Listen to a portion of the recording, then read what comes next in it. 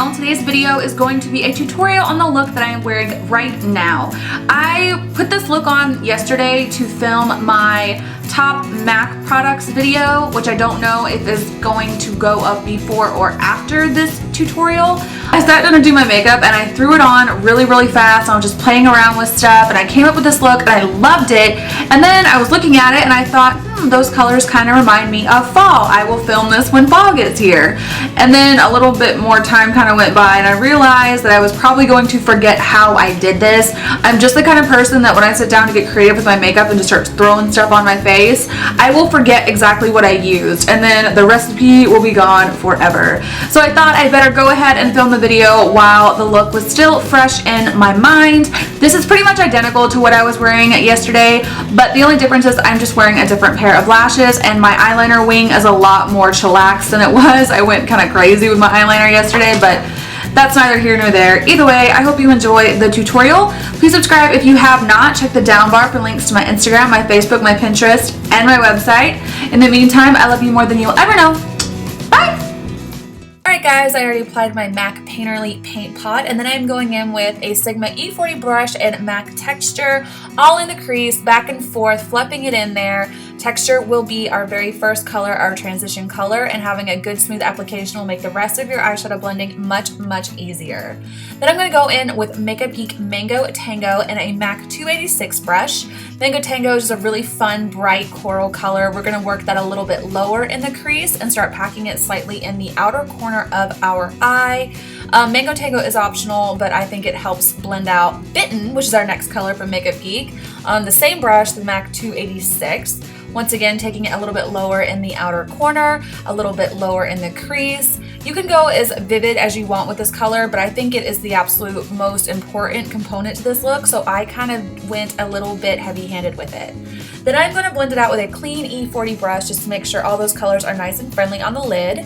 Then I'm taking MAC Sketch and a Sigma E45 brush just to densely pack this in the outer corner of the eye. We're not really going to take this very high up into the crease at all, just in the outer corner to create some nice depth and dimension. Another clean E40 brush, or actually it's the same one, but it is clean. E40 brush from Sigma just to blend everything together. Sometimes blending you can lose intensity of other colors, so feel free to touch up whatever color you feel like you kind of lost some of that intensity with. I'm just going to go in and make sure I'm blending everything nice and smooth. If you blend every step of the way, it's really going to help and it's going to make it much easier to complete. MAC Prolongwear Concealer, as always, underneath the eyes. I went ahead and did this because sometimes whenever I am doing an eye look and I'm not sure if I want to do a winged liner or eyeliner at all, sometimes doing this to clean up the shape and brighten up the under eye area will kind of help guide me and let me know what I want the rest of the look to turn out like.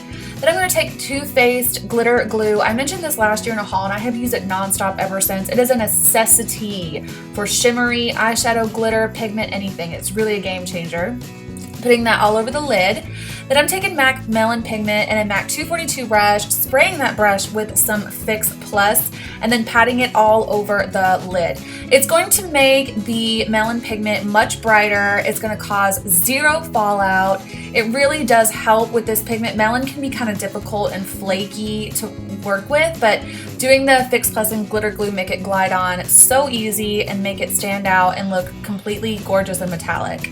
Then I'm taking MAC Ricepaper and a Sigma E46 brush just to lightly dust it underneath my brow bone. It is my favorite brow highlight. It really lifts up the eye and kind of helps blend in that transition color to create a nice gradient effect. Hopefully your eyes look something like this. Then I'm going to do my wing liner. I decided to go ahead and do it just because in the original video that I had this in, I was wearing a wing liner, so really quick, super fast shot of me doing that. And then every time I apply black liner, I always intensify the outer corner of my eye again, just to make sure none of those colors get kind of lost with intensity. Sometimes adding the black can kind of change the contrast of colors just a little bit. Curling my lashes, and then I'm going to apply House of Lashes in the style Iconic.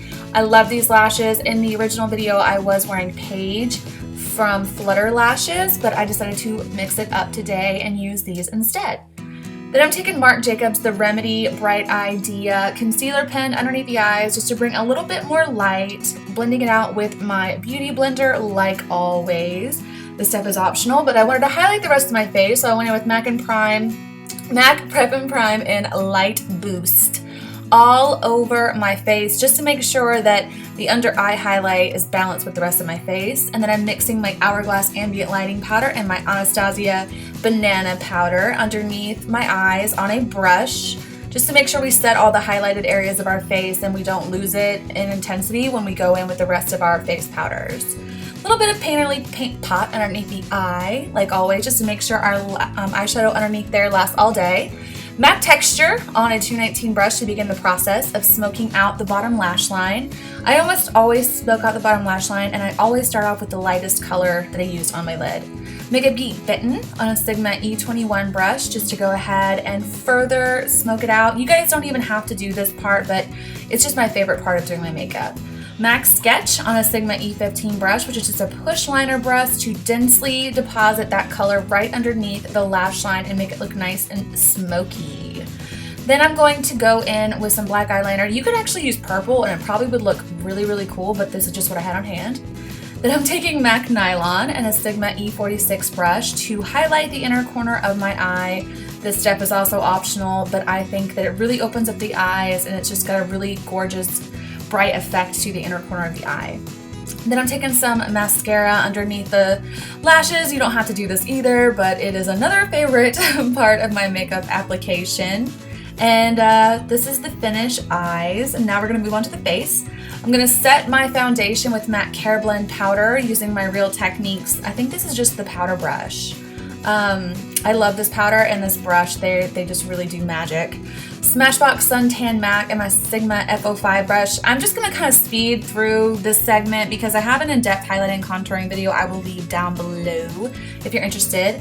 Then I'm taking Java from Anastasia Beverly Hills and my NARS Ita brush to just carve out the very, very back hollows of my cheeks. Once again, more information can be found in my contouring video.